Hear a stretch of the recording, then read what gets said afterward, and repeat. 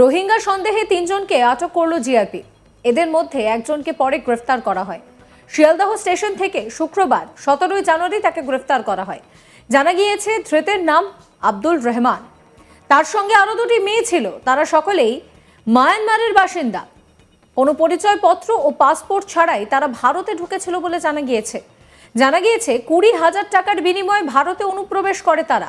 Passport বা কোনো পরিচয়পত্র ছাড়া ভারতে কি উদ্দেশ্যে তারা ঢুকেছিল সেই নিয়ে উঠছে প্রশ্ন। কিন্তু জিহাদি ছক ছিল, এই সম্ভাবনাকেও একেবারে উড়িয়ে দেওয়া যাচ্ছে না। প্রসঙ্গত কিছুদিন আগেও এনআরএস হাসপাতালের সামনে থেকে একজন বাংলাদেশি নাগরিককে গ্রেফতার করেছিল পুলিশ। জানা যাচ্ছে যে শুক্রবার 17 জানুয়ারি শিয়ালদহ স্টেশনের এক প্ল্যাটফর্ম থেকে আর এক প্ল্যাটফর্মে ঘুরে বেড়াচ্ছিল এই ধৃত আব্দুল রহমান, যাকে দেখে সন্দেহ হয় টিকিট পরীক্ষকদের। বিষয়টা আরপিএফকে জানানো হলে তাদের সন্দেহ হওয়ায় জিআরপিকে খবর দেওয়া হয়। এরপর জানা যায় যে ওই 3 জনের কেউই নাকি ভারতের বাসিন্দাই নন।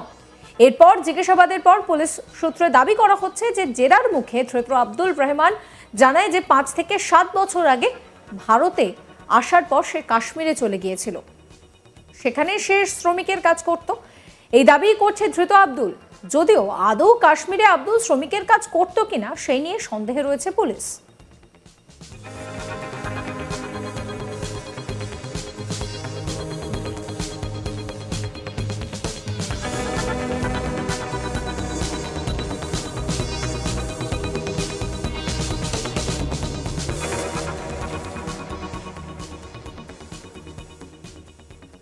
আব্দুলের সঙ্গে আরো 2 জন মেয়ে ছিলেন।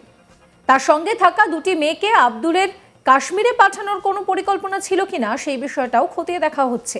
ওই 2 মেয়েকে হোমে পাঠানো হয়েছে। ইতিমধ্যেই আব্দুলকে কোর্টে পেশ করে নিজেদের হেফাজতে নিয়েছে পুলিশ।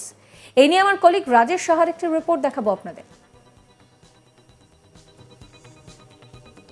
একের পর এক বাংলাদেশির পর এবার শহর কলকাতা থেকে গ্রেপ্তার হলো 3 রোহিঙ্গা।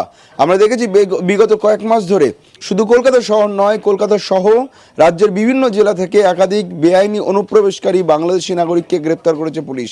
আর এবার কলকাতা শহর থেকে গ্রেপ্তার করা হলো 3 রোহিঙ্গাকে, এবং 3 জনই বেআইনিভাবে বাংলাদেশ থেকে ভারতে প্রবেশ করেছিলেন বলে পুলিশ সূত্রে দাবি। এবং তার মধ্যে 3 জনের মধ্যে 2 জন বলে জানা গিয়েছে, এবং 3 জনকে গ্রেপ্তার করা হয়েছে শিয়ালদহ স্টেশন থেকে। গত শুক্রবার মধ্যরাতে শিয়ালদহ স্টেশন থেকে গ্রেপ্তার করা হয় এই 3 জনকে। এবং যেটা পুলিশ সূত্রে খবর, গত শুক্রবার মধ্যরাতে শিয়ালদহ স্টেশনের বিভিন্ন প্ল্যাটফর্মে এক ব্যক্তির সঙ্গে ঘুরতে দেখা যায়। সন্দেহজনকভাবে তারা ঘুরে বেড়াচ্ছিল এই প্ল্যাটফর্ম থেকে আরেক প্ল্যাটফর্মে, এবং সেটা দেখে টিকিট পরীক্ষকদের প্রাথমিকভাবে সন্দেহ হয়, এবং তারপরে তারা ওই ব্যক্তিদেরকে আটকে টিকিট দেখতে চায়। টিকিট তারা দেখাতে পারেননি। এরপরে তাদের সন্দেহ হয়, তারা আরপিএফকে ডাকেন। যারা টিকিট পরীক্ষক ছিলেন অন ডিউটি তারা আরপিএফকে ডাকেন। আরপিএফ তাদেরকে জিজ্ঞাসাবাদ করে সন্দেহ আরও দানা বাঁধায়। শিয়ালদা স্টেশনে জিআরপিকে খবর দেওয়া হয়। জিআরপি থানা থেকে পুলিশ আধিকারিকরা এসে ওই 3 জনকে নিয়ে যায় জিআরপি থানায়। জিআরপি থানায় বসে জিজ্ঞাসাবাদ করার পর জানা যায় তারা কেউই ভারতীয় নাগরিক নন। এরপর কিন্তু জানা যায় যে 3 জনের মধ্যে একজনের নাম আব্দুল রহমান, তার বয়স 30 বছর, এবং তার সঙ্গে আরো রয়েছে একজনের বয়স এবং তাদেরকে তারা সেই সময় আটক করা হয়। আব্দুলকে জিজ্ঞাসাবাদের পর তাকে গ্রেপ্তার করা হয়, এবং যেটা পুলিশ সূত্রে দাবি তারা 3 জনেই রোহিঙ্গা। আব্দুল 5 থেকে 7 বছর আগে বাংলাদেশ হয়ে ভারতে আসে বলে পুলিশ জানিয়েছে, এবং পাশাপাশি সে ভারতে আসার পর সে কাশ্মীরে চলে গিয়েছিল, এবং কাশ্মীরে গিয়ে সে থাকতে শুরু করে। সে নিজেকে শ্রমিক বলে পরিচয় দিচ্ছিল। পুলিশ সূত্রে দাবি যখন জিজ্ঞাসাবাদের মুখে আব্দুল রহমান জানায় সে শ্রমিকের কাজ করে, এবং কখনো সে জানায় সে রাজমিস্ত্রির কাজ করে। যদিও সে পুলিশ সূত্রে দাবি সে বেশ কয়েক বছর ধরে কাশ্মীরে ছিল, কিন্তু কাশ্মীরে ঠিক কী কাজ করছিল সেটা কিন্তু এখনো স্পষ্ট নয়। সে কি আদতেই শ্রমিকের কাজ করছিল, নাকি শ্রমিকের কাজের আড়ালে সে অন্য কোনো নাশকতা বা অন্য কিছুর সঙ্গে যুক্ত ছিল, সেটা কিন্তু এই মুহূর্তে স্পষ্ট নয়। তবে আব্দুলকে জিজ্ঞাসাবাদ করে জানা গিয়েছে যে সে কিন্তু বাংলাদেশ থেকে আরও যারা বেআইনি অনুপ্রবেশকারী তাদেরকে এখানে আসতে সাহায্য করত। ঠিক সেরকমভাবে যেই সাহায্য করা হয়েছিল তার সঙ্গে উদ্ধার হওয়া 2 তাদেরকে 20,000 টাকার বিনিময়ে ভারতে পাঠানো হয়েছিল বলে জানা গিয়েছে। 20,000 টাকা ঘুষ দিয়ে এক শ্রেণীর দালালের মারফত তাদেরকে নিয়ে আসা হয় এমনটাই জানা যাচ্ছে। এবং তারপরে আব্দুল সম্ভবত তাদেরকেই উদ্ধার করে সেখান থেকে নিয়ে আসছিল। এবং যেটা পুলিশ সূত্রে যেটা মনে করা হচ্ছে, পুলিশ সূত্রের দাবি যেটা মনে করা হচ্ছে যে সম্ভবত কে কাশ্মীরে পাঠানোর ছক ছিল। এবং এই সন্দেহ সত্যি কিনা সেটা জানার জন্য তাকে জিজ্ঞাসাবাদের প্রয়োজন রয়েছে।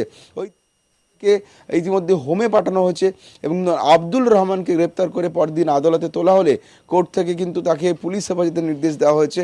এবং আব্দুলকে জিজ্ঞাসাবাদ করে জানার চেষ্টা চলছে যে আব্দুল আসলে কি উদ্দেশ্য নিয়ে এখানে এসেছিল, তার কোথায় পাঠানোর ছক ছিল, গন্তব্য ঠিক কোথায় ছিল, তাদেরকে কি কাশ্মীরে পাঠানোর ছক ছিল, যদি পাঠানোর পরিকল্পনা থেকে থাকে কাশ্মীরে তাহলে তার নেপথ্যে কারণ কি, কোন কাজের জন্য তাকে পাঠানো হচ্ছিল সেগুলো কিন্তু পুলিশের যেরকম জানা প্রয়োজন রয়েছে। পাশাপাশি সে কি করে ভারতে এলো, কবে ভারতে এলো এবং করে বাংলাদেশ থেকে চোরাই পথে ভারতে নিয়ে আসা হয়েছিল, এই সমস্ত বিষয় কিন্তু পুলিশের জানা প্রয়োজন রয়েছে। যে কারণে তাদেরকে এই আব্দুল রহমানকে নিজেদের হেফাজতে নিয়েছে ইতিমধ্যে পুলিশ এবং তাকে জিজ্ঞাসাবাদ করে কিন্তু এই গোটা বিষয়টির উদ্ঘাটন করতে চায় পুলিশ। রোহিঙ্গা সন্দেহে 3 জনকে এবার আটক করলো জিআরপি। এদের মধ্যে একজনকে পরে গ্রেফতারও করা হয়। শিয়ালদহ স্টেশন থেকে শুক্রবার 17 জানুয়ারি তাকে গ্রেফতার করা হয়। জানা গিয়েছে ধৃতের নাম আব্দুল রহমান। তার সঙ্গে আরও 2টি মেয়ে ছিল। তারা সকলেই মায়ানমারের বাসিন্দা। কোনো পরিচয়পত্র ও পাসপোর্ট ছাড়াই তারা ভারতে ঢুকেছিল বলে জানা গিয়েছে। 20,000 টাকার বিনিময়ে ভারতে অনুপ্রবেশ করে তারা। পাসপোর্ট বা কোনো পরিচয়পত্র ছাড়াই ভারতে কি উদ্দেশ্যে তারা ঢুকেছিল সেই নিয়ে উঠছে প্রশ্ন। কোনো জিহাদি ছক ছিল কিনা সেই সম্ভাবনাকেও উড়িয়ে দেওয়া যাচ্ছে না। প্রসঙ্গত কিছুদিন আগে এনআরএস হাসপাতালের সামনে থেকে একজন বাংলাদেশি নাগরিককে গ্রেফতার করেছিল পুলিশ।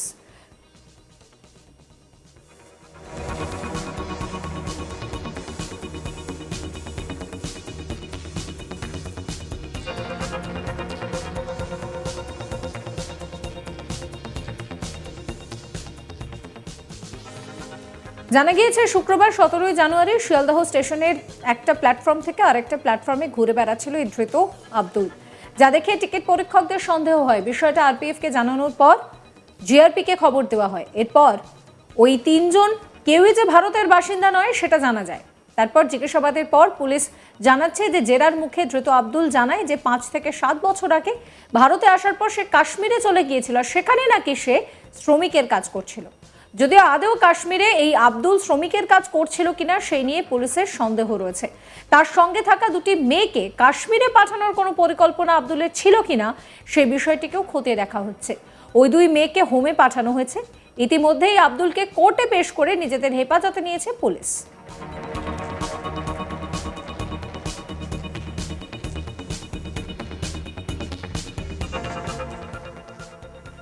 সাবস্ক্রাইব করবেন আজ তাক বাংলার ইউটিউব চ্যানেলকে, ফলো করতে ভুলবেন না হোয়াটসঅ্যাপ চ্যানেল এবং অবশ্যই আপনাদের নজর থাকুক আজ তাক বাংলার লাইভ স্ট্রিমিংয়ে।